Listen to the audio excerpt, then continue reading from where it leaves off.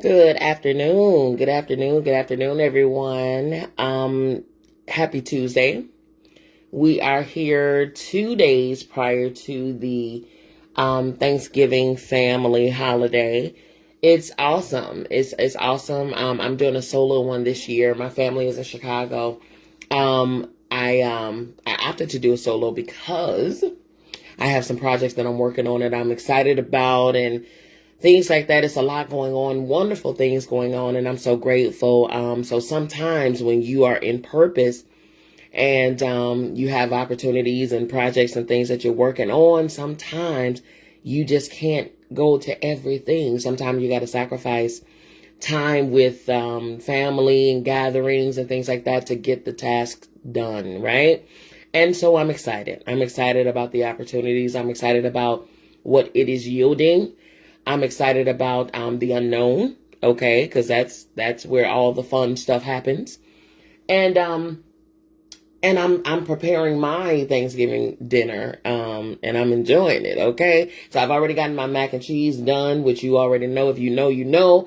I came from some pioneers, okay, in this cooking kitchen game, all right? When it come down to holidays, for a long time, I was the only granddaughter, which means I had some matriarchal beast, okay, teaching me in the realm of the culinary artiste, okay, artistry, all right? So I've knocked out my mac and cheese. I half baked it because I wanted to be nice and hot and piping on Thursday. And then I got my cornbread done. I'm about to saute my vegetables, my celery, my bell peppers, my onion, my things of the things of the things. I've already had my broth created.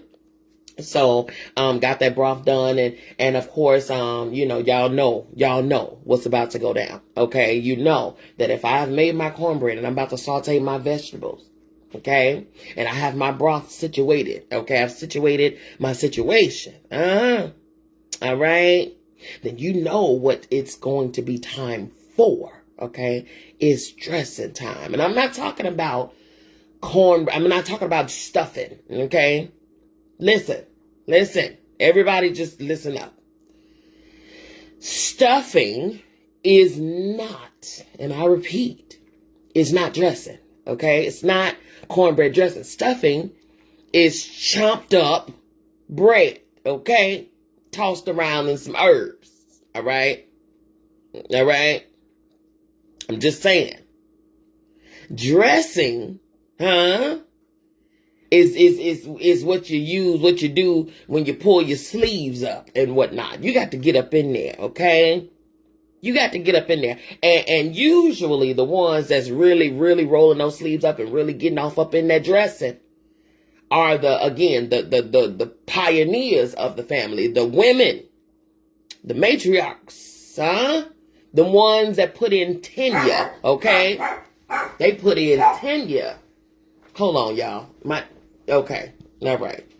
My dog sees something outside, and so she wants to be excited about it. All right. So they put in the years. They put in the time. They put in they put in that work. Okay. And another indicator that someone in the family is a pioneer is when you look upon their arms. I'm going somewhere here. I need you to go with me as I go, okay? You look upon their arms and the upper region of the arm space is meaty, When that upper region of that arm is meaty, you know. Oh, you know that food is going to be bussin', okay? When that upper region of that arm of the pioneer that's inside of that kitchen is on the meaty side, when that upper region keeps waving after the hand stops waving, that's when you know. That's when you know. That is an indicator that person is allowed in the kitchen. That person can be over the delegation of who can prepare what. That person is the main taster of the meal. Okay? Look upon them arms. If that upper region is meaty, then that food is going to be busting. I just want you to know. That upper region is meaty.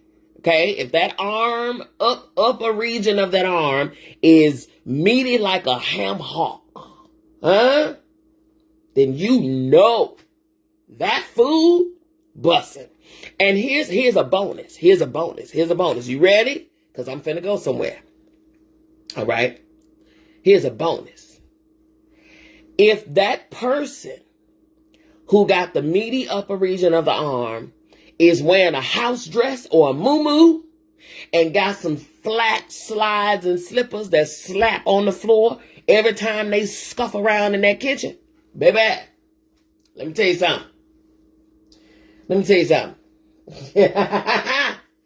Baby, not only will that dressing be busting, but them candy yam sweet potatoes gonna be hidden with every bite. Them greens gonna be good and savory. Oh, I feel my help. I feel my help coming on strong. Okay. That dress, that mac and cheese go, okay. Them rolls and that roast, if y'all doing a roast of that, listen. Y'all don't know nothing about nothing, okay? Make you want to sing with everybody, okay? That's when you know good eating is being done, okay? Or about to be done. Well, I'm here to tell you, I am a proud bearer of the meaty upper region of the arm. Hello? I have earned my upper meaty region, okay? And huh? Which means that whatsoever I touch in my kitchen shall prosper. I'm just saying, it shall prosper. It shall melt in your mouth, not in your hands. All right? Because I was taught by the pioneers, the best ones to ever do it. Okay? Patty who? Oh, okay. No diss to Auntie LaBelle. But baby, the way these pies are set up, and the way my mama and them pies and my aunties and them pies are set up, and them cakes and things like that, baby, you could never. Don't listen, Miss Patty. I'm just saying, I'm not coming for you. I'm just saying, what we buying your pies for? When my mama slays them down, huh? When my auntie slays them down, what we buying your pies for? Huh? Oh, okay. I'm just saying. But anyway, this ain't today's message. I just had to, you know, when the Spirit leads you, you just gotta go. Huh? Okay. Today's message is entitled, You Haven't Had an Original Thought in Your Entire Life. I understand. I know we seem to be so logical and analytical and so bright, right? That's what we want to put out there, you know. But I'm here to tell you that your mind is nothing but a collection of what you have seen, heard, you know, what somebody else has done and you witnessed, what you've read, and it's all influenced by something or someone or someplace. It's never been an original idea. Now, you can take something that you've seen, heard, or witnessed, or observed, or whatever the case, and you can expound on it. However, even the expounding has probably been done before. When it comes down to our thoughts, right, and our mind only produces what we put in it. That's it. So any thought that we have, whether it's a thought on money, whether it's a thought on bills, whether it's a thought on relationship, love, whether it's a thought on, family, our jobs, whatever the case, the thoughts that we think, they only come out of what we remember, what we recall. So when we think thoughts, all we're doing is replaying what's already in there. That's where anxiety comes from. Thinking thoughts of what happened, what was. And because last time it didn't go too well, you automatically believe that it's not going to go well again. And then anxiety set in. Fear from what was causes you to fear what's to come.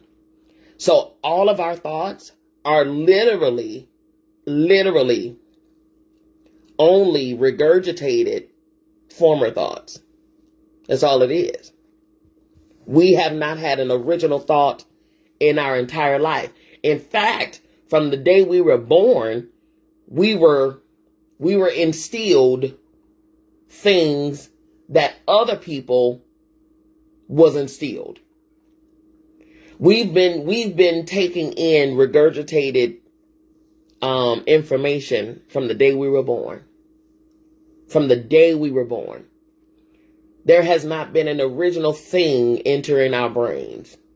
And there hasn't been an original thing coming from our brains. Not ever. It's always been something that we picked up, that somebody else said, somebody else did, somebody else acted out. We saw on a television program, we read in a book, a magazine, we saw from afar, we picked up from somebody because we've been around them. We have not had an original thought in our entire lives. Your parents ain't had it. Your grandparents ain't had it. It's never been an original thought ever. Ever. Okay? Ever. It's been regurgitated information. Over and over and over and over and over and over again. Which is why we should not be moved by our thoughts and our minds.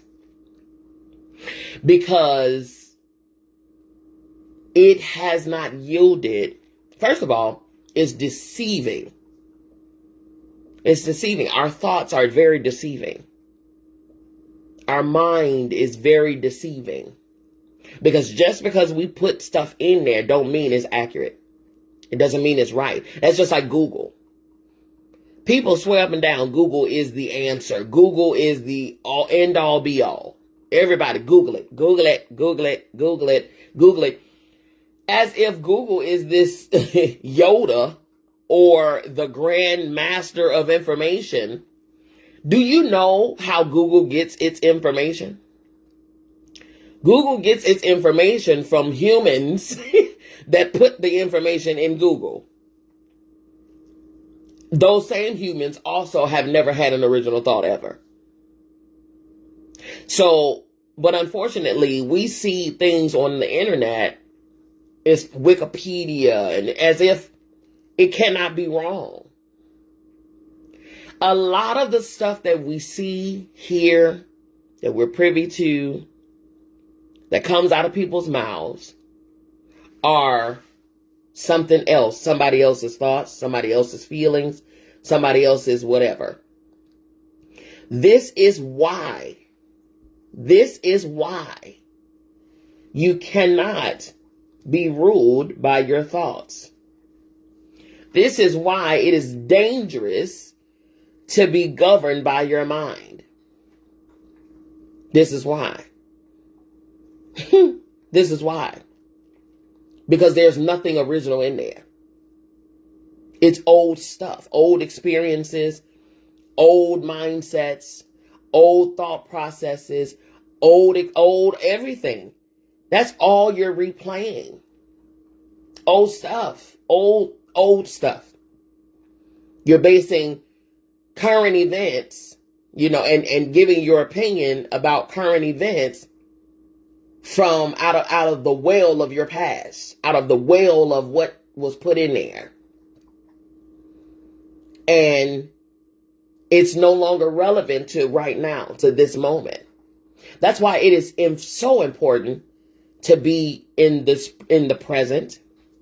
It's so important to embrace the present moment. It's dangerous to also project yourself into the future because you're not there yet.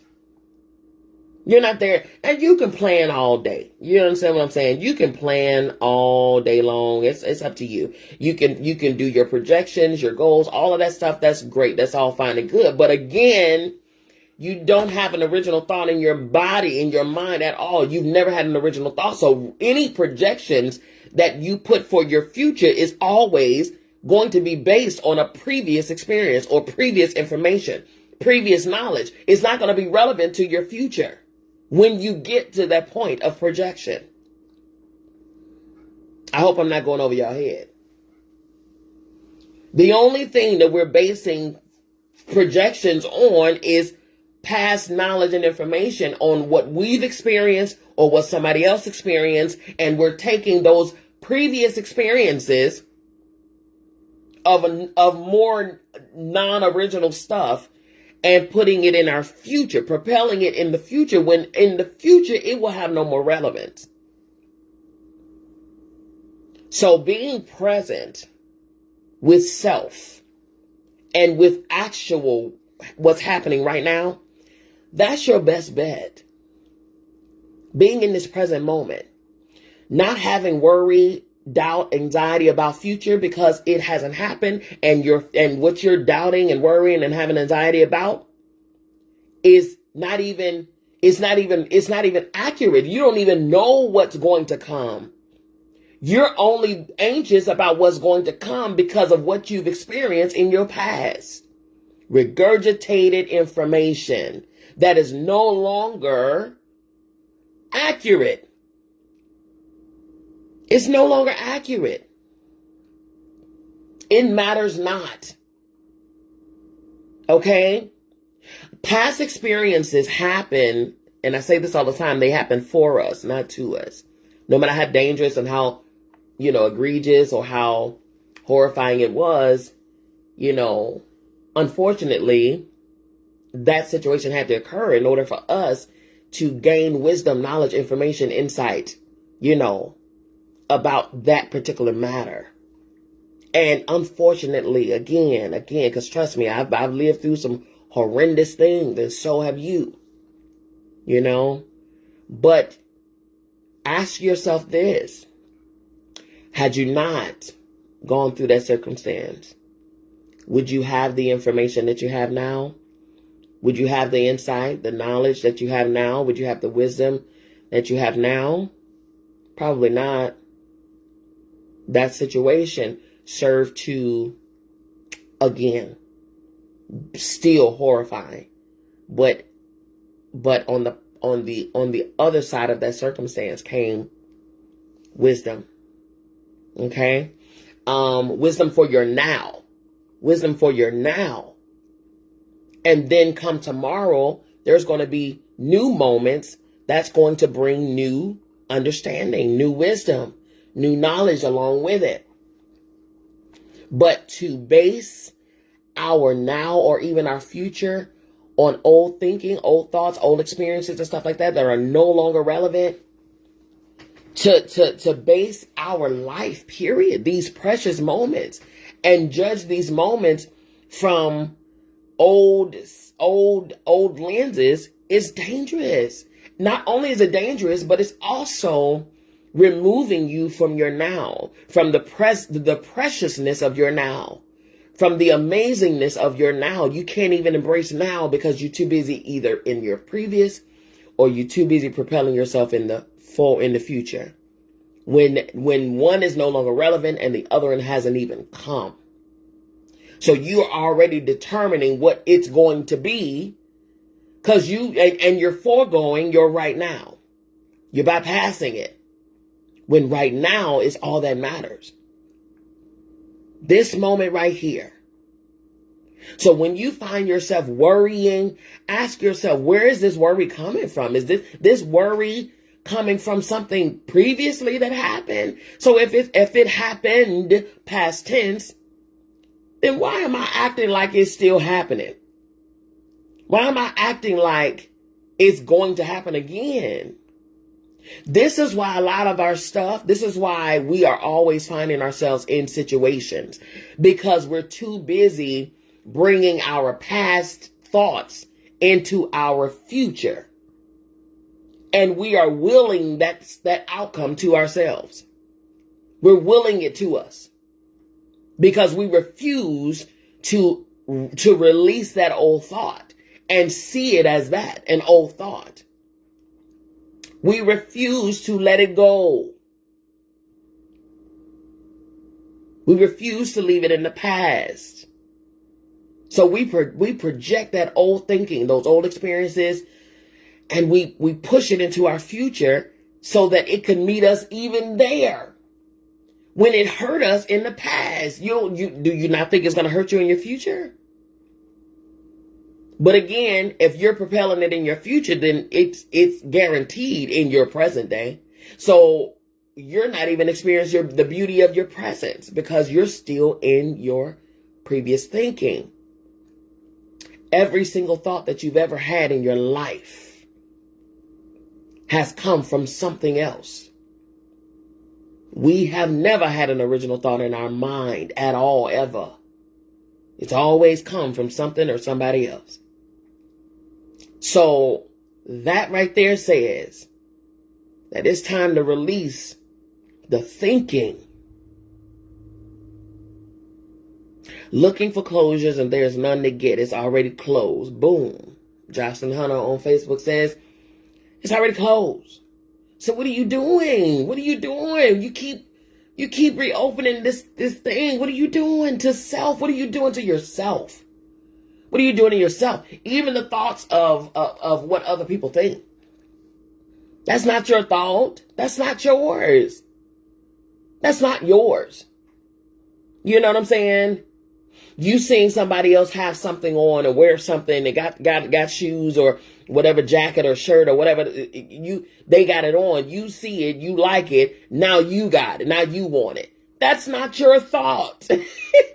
It's not your thought. And those shared thoughts keep us in a cycle of going around and around and around and around and around, doing things that other people do, experiencing things that other people are experiencing, going in directions that other people are going, instead of being in our own present self and doing what we want to do. We're living other people's thoughts every day.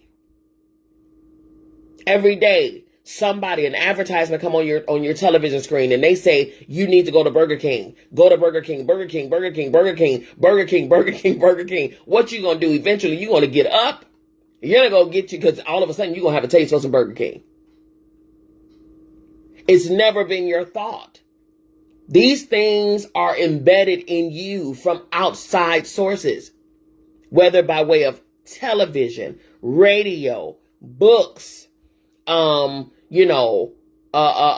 else? Your environment, the people that you're around, just even observations, watching other folks, being in all of that stuff, different environments, all of that stuff, anything, everything that we are exposed to is somebody else's something. Everything. But we walk around like it's our ideas. It's us. You done made it yours. You done took on somebody else's stuff and called it your own. When 9 times out of 10, you don't even know who you are. That's a whole nother sermon. You don't even know who you are. I asked this question for about 3 weeks in a row when I go live. And I say, if you were to sit down and write down everything about you, your traits, your likes, your dislikes, all of that, your design, preferences and, your home, everything that you got, all of your stuff, write down a list, line for line, everything that all of those things. And then next to each item on that list, write where you got this idea to get it from. Where did this trait come from? Where did this item, this article of clothing come? Who motivated, who inspired this thing in you or around you? I can guarantee that no part of that list derived from you yourself directly. It came from somebody else. Which means that right now, you listening to me, or even in the future at the replay, you are a whole conglomerate, a mixture of everybody else and hardly any of yourself. That's what happens when we operate with through our mind space, through our thought space, and not from our heart space. Because it's only in your heart space where you are original. Only. That brain only holds what you've learned since the day you came to this earth.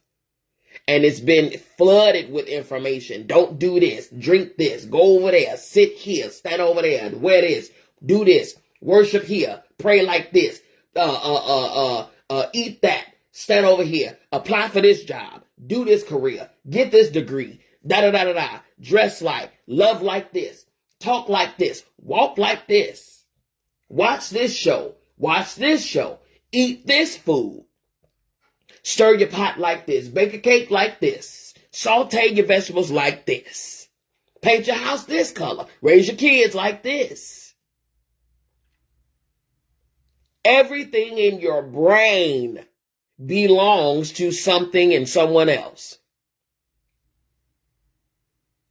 Everything.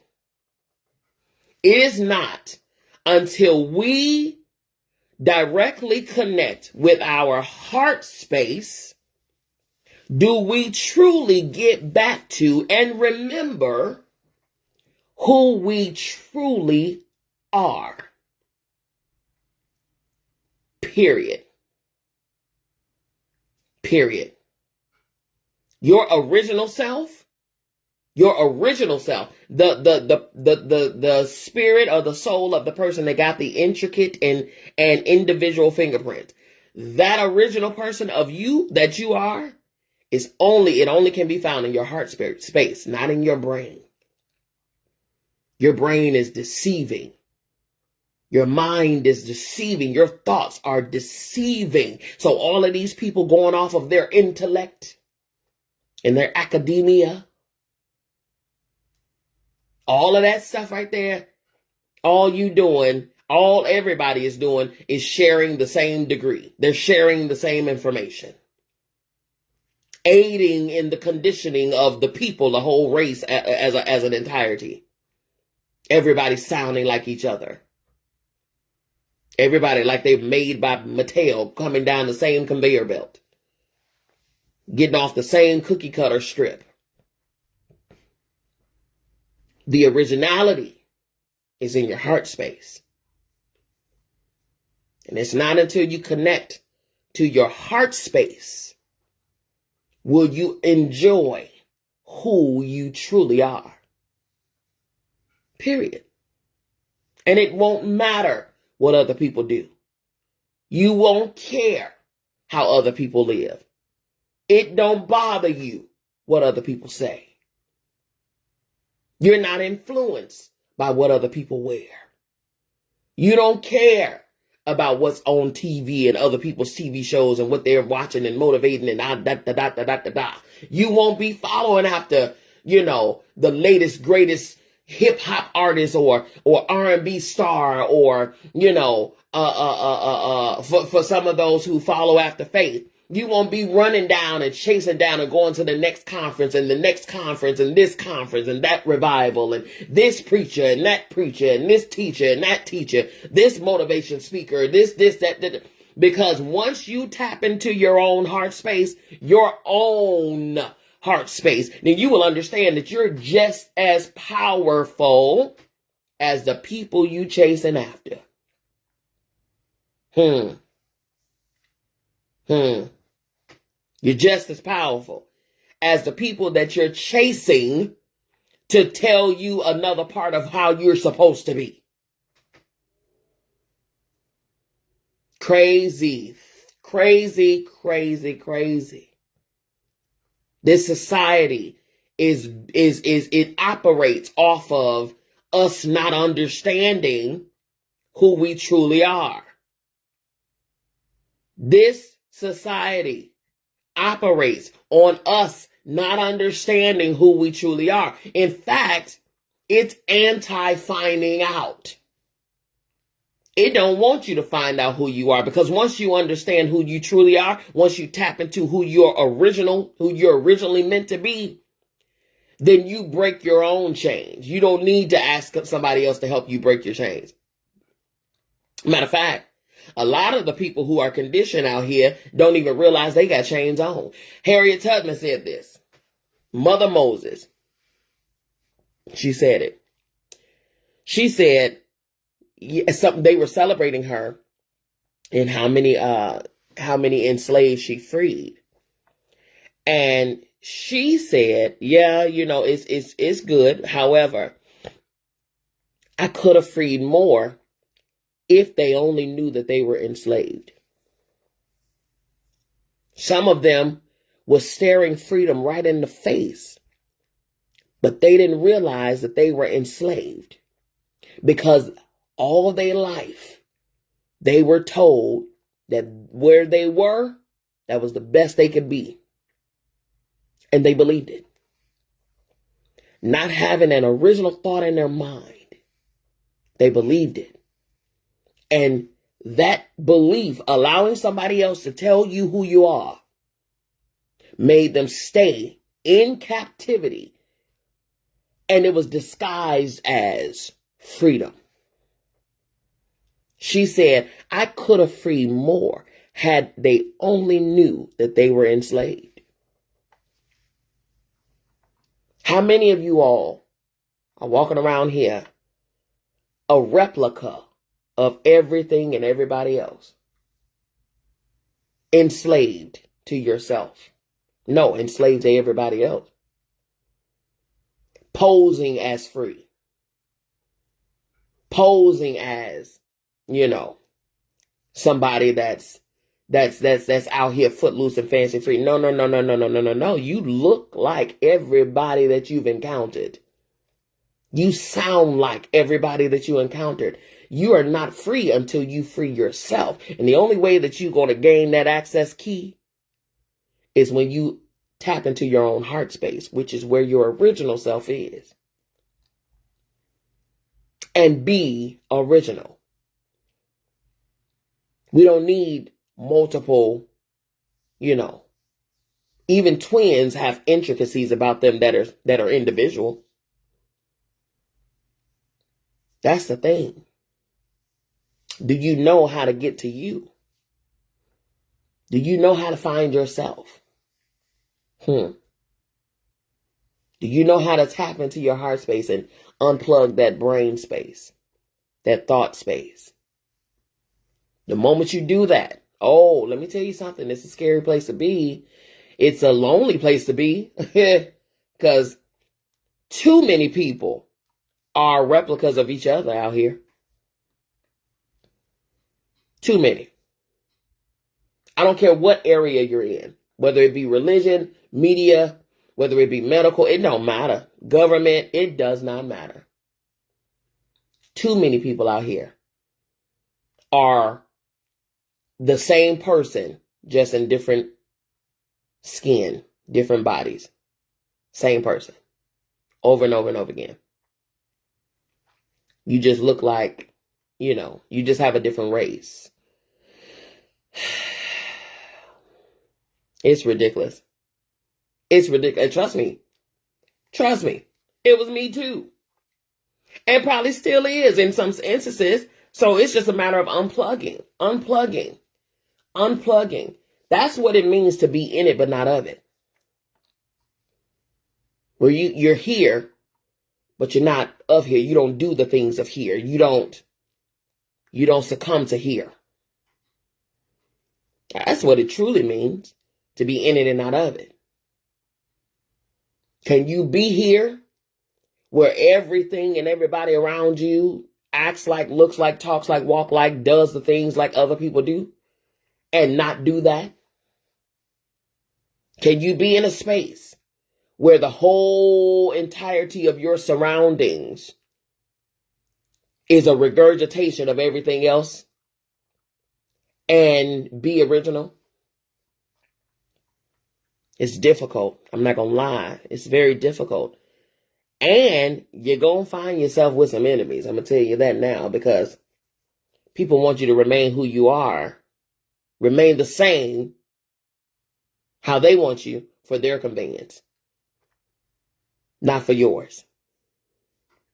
So going against the grain, going against conditioning, going against, training, going against enslavement, that bothers people. Look at Kanye. Look at Kyrie.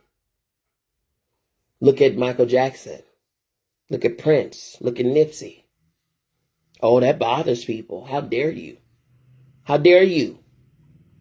How dare you have a free mind? How dare you do what you're purposed and sent to this earth to do? How dare you? We don't like that. We don't like when people identify who they truly are. We don't like when people identify how powerful they are, because we're a society that tells you who you're supposed to be. How dare you? It's lonely and it's a little dangerous, because your freedom threatens others' enslavement. Your freedom threatens others' enslavement. Yeah. This is what I'm thankful for.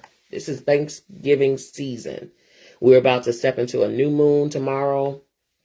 New moons always denote change, resetting, reestablishing, releasing, renewing, refreshing. And oftentimes we got to do that. We got to do that. Because being in this environment, it is very easy to be snatched by it, to be sucked in to the day-to-day operations of this place. It's very easy.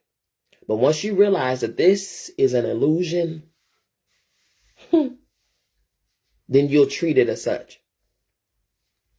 There's nothing real, nothing real, nothing original about this place. Nothing. All of the smoke and mirrors, all the hoopla, all of the stuff that's going on, don't get sucked in. Don't get sucked in. Detach, unplug from your mind, your mental space, your brain space, your thought space, because only this place is what's in there. The stuff of this place. That's all that's in there. That's it. That's all. And plug into your heart space. Tap into who you are. Some people don't know how to do that. That's what I do. That's what I do. That's what I teach. I guide people into those spaces to be able to tap into who they truly are. To tap into their heart space. I have a whole guided meditation where I have you to do the literal unplugging of the cords from your brain space and plug them into your heart space. Absolutely. I am not this space. I am not this place. I am not this place. I don't, and here's the thing too, there's a lot of things that I don't agree with, here in this place. All right. But I know support. Okay. I know support, and I know how to be there for those who, decide to come unchained to that process. But I never argue with people. You ain't gonna find me debating publicly about what people should and shouldn't do, and having a panel of people telling folks what to know. You're not gonna ever find me doing that.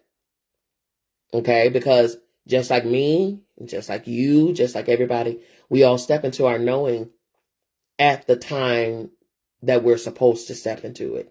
I don't force feed myself onto others. No. You come around when you're ready.